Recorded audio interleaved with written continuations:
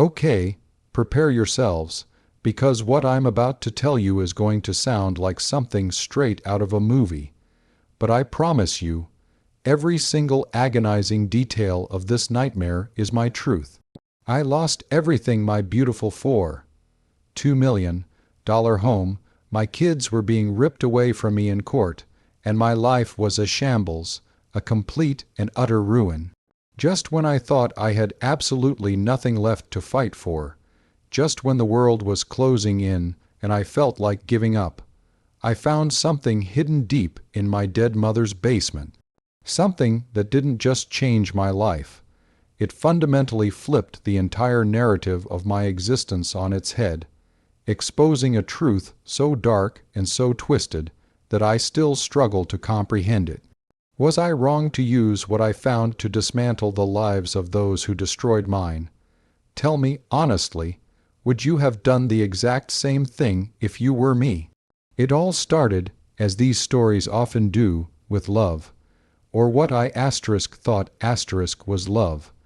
I met Sarah when I was at the absolute peak of my career. My tech startup had just been acquired for a sum that, to a kid from a working-class background, felt like winning the lottery 100 times over. I was riding high, feeling invincible, and ready to share my newfound success with someone. Sarah was beautiful, charming, incredibly intelligent, and, importantly, she seemed to genuinely appreciate me for who I was, not just my bank account. We had a whirlwind romance dinners at Michelin-starred restaurants, spontaneous trips to Europe, weekends sailing on the coast. Within a year, we were married in a lavish ceremony that cost more than my parents' house. Soon after, our first child, Lily, was born, followed 2 years later by our son, Ben. Our lives felt perfect. We moved into a sprawling, modern home nestled in the hills overlooking the city, a house that cost $2 million and represented every dream I'd ever had. I built a life, a family, a legacy, or so I thought. The first cracks in our seemingly perfect facade were subtle, almost imperceptible. Sarah started to become more demanding, not in an overt, aggressive way, but a slow, creeping entitlement. My friends, who had been a constant in my life, slowly started to disappear. She'd find reasons why they were negative influences or bad company. At first, I dismissed it as her wanting to protect our little bubble, our perfect family. I was so blinded by my love for her and the joy of our children that I ignored the red flags. Then came the financial control. She suggested I put her name on all my accounts, arguing that it was our money, now, and it would simplify things. Naively, stupidly, I agreed. She managed the household finances, and honestly, with my busy work schedule, it was a relief. I trusted her implicitly. I truly believed she was my partner, my other half, my rock. My mother, bless her soul, was the only one who saw through Sarah's carefully constructed facade. Mom had always been fiercely protective of me, and she didn't mince words. "There's something off about that woman, Mark," she'd say, her brow furrowed with concern. "She's got ice in her veins, and she's playing you for a fool." I'd laugh it off, tell Mom she was just being overprotective, but her words always lingered in the back of my mind, a tiny, annoying mosquito buzzing around my ear. Mom wasn't a confrontational person, but she had a keen sense of character, a radar for phonies. She passed away suddenly a few years ago from a heart attack, and her death left a gaping hole in my life. I missed her wisdom, her warmth, her unwavering belief in me. If only I had listened to her sooner. After Mom's death, things with Sarah accelerated their downward spiral. The arguments became more frequent, more intense. She started belittling me in front of the kids, making snide remarks about my intelligence or my parenting skills. I tried to talk to her, to understand what was going wrong, but she'd just shut down or worse, turn it back on me, accusing me of being ungrateful or unloving. I started to feel like I was walking on eggshells in my own home. I was losing myself, my confidence, my sense of worth. The once vibrant, energetic Mark was slowly being chipped away, replaced by a shell of a man, constantly trying to appease a woman who seemed determined to make him miserable. Then came the bombshell. I discovered Sarah had been systematically siphoning money from our joint accounts, not just for household expenses, but for lavish personal purchases. I knew nothing about designer clothes, expensive jewelry, even funding a secret investment property in her name. When I confronted her, she didn't even flinch. She just smirked, a cold, calculated look in her eyes I'd never seen before. "It's my money too, Mark, and frankly, I deserve it after putting up with you." That was the moment I knew, with a sickening lurch in my stomach, that my marriage was over. I filed for divorce. What followed was a brutal, protracted legal battle that drained me emotionally, mentally, and financially. Sarah, it turned out, was a master manipulator. She hired a shark of a lawyer, someone who specialized in high-asset divorces and, more specifically, in destroying the other party. She painted me as an absentee father, a volatile husband, a reckless spender. She fabricated stories, twisted facts, and, most devastatingly, turned my own children against me. Lily and Ben, my sweet, innocent children, started looking at me with suspicion, fear even. Sarah had poisoned their minds, convinced them I was the villain. The house, my beautiful home, was on the chopping block, a primary asset in the divorce proceedings, and it was clear I was going to lose it. My financial resources, once vast, were dwindling rapidly under the onslaught of legal fees and Sarah's relentless demands. The court was siding with her on almost every count, and the judge was seriously considering giving her full custody, effectively cutting me out of my children's lives. I was losing everything. I felt utterly, completely alone, adrift in a sea of despair. So that's the situation I was in, completely cornered and facing the imminent loss of my kids and my home. And I had to make a choice. Before I tell you what happened next, what I did, and what I found, I want you to pause and comment below what you would have done in my shoes. What lengths would you go to protect your children, your sanity, your very existence, when everything you loved was being systematically destroyed by someone you once trusted with your life? Would you fight dirty, or would you try to maintain your dignity, even if it meant losing everything? I was at rock bottom, and desperation can make you do things you never thought yourself capable of. One dreary Saturday morning, while the divorce proceedings were dragging on and my life was teetering on the edge of a precipice, I decided to finally clear out my mother's old house. It had been sitting mostly untouched since her passing, and the thought of going through her things felt like another painful chore on top of an already overwhelming pile of grief and stress.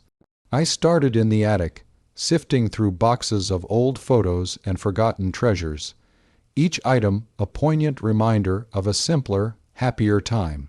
But it was the basement that held the secret, the key to unlocking the truth and changing everything. My mother's basement was a typical suburban one, dusty, a bit damp, filled with old furniture, holiday decorations, and boxes upon boxes of what seemed like mundane keepsakes. I was meticulously going through a stack of old accounting ledgers she used for her small craft business, when I noticed something odd. Behind a loose brick in the wall half, hidden by an old workbench, was a small, dusty wooden box. It wasn't locked, and my fingers trembled as I lifted the lid. Inside, nestled on a bed of faded velvet, were several thick envelopes. The first envelope contained a collection of meticulously documented bank statements and receipts. They weren't mine nor my mother's, They were Sarah's, dating back years before we even met. They showed regular, substantial payments from a high-net worth individual's offshore account to a shell company in Sarah's name. The amounts were staggering, far more than anyone would pay for any legitimate service. My heart began to pound in my chest. I opened the second envelope. Inside were photographs, dozens of them, Sarah, looking much younger, in various compromising positions with this same individual.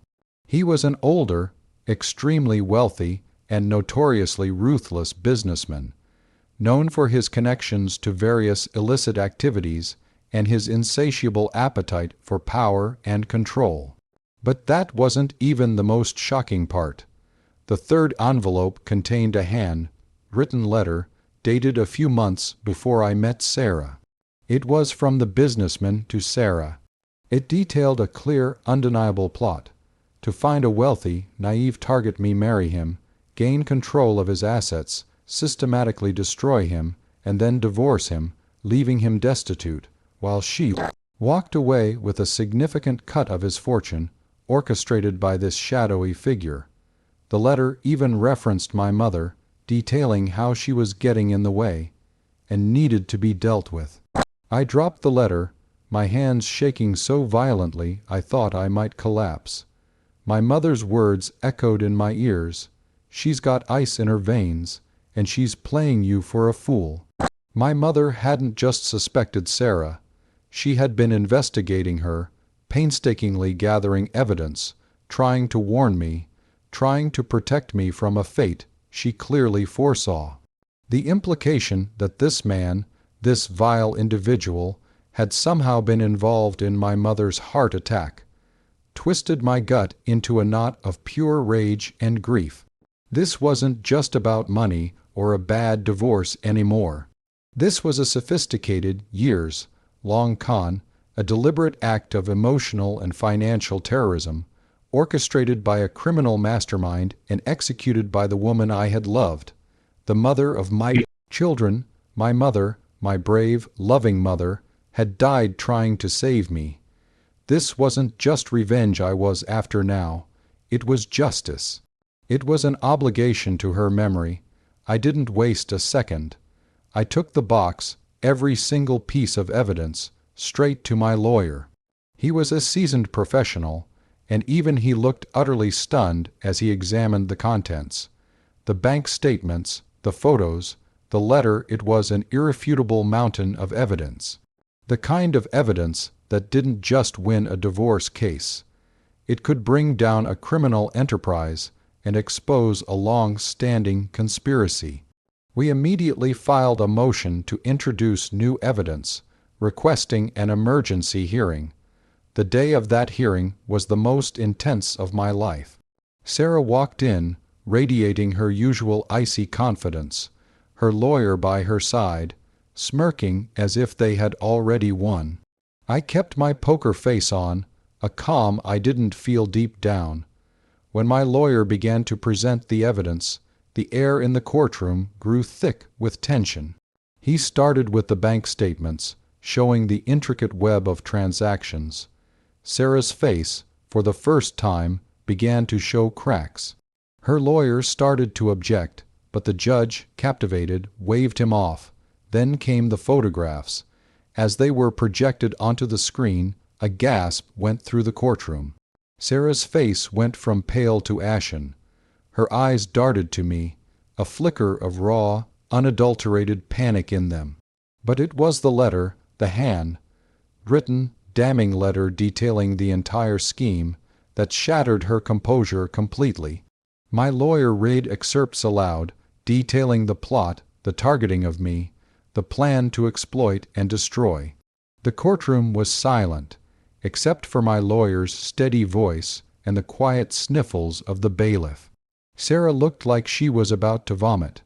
Her lawyer, utterly blindsided and clearly unaware of the depth of his client's deceit, looked horrified, his face a mask of disbelief and betrayal.